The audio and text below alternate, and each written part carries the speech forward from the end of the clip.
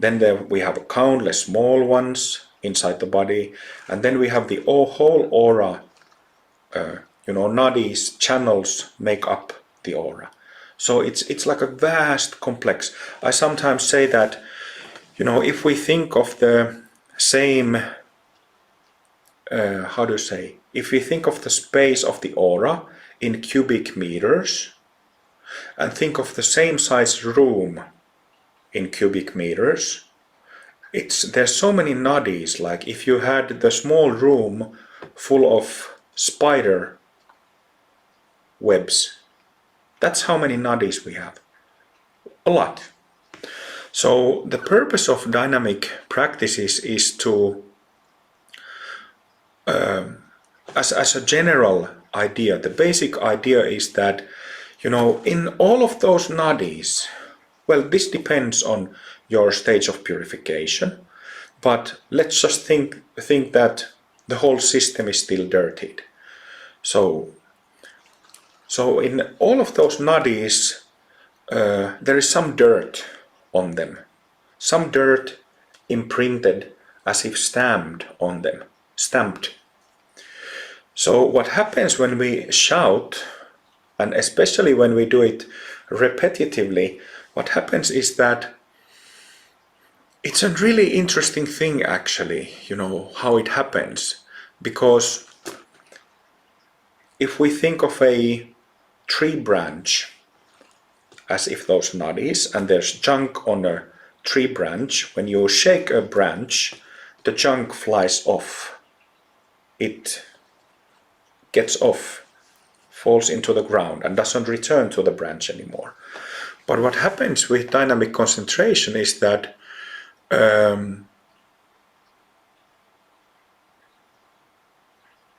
never thought of this before, like in detail what happens to it.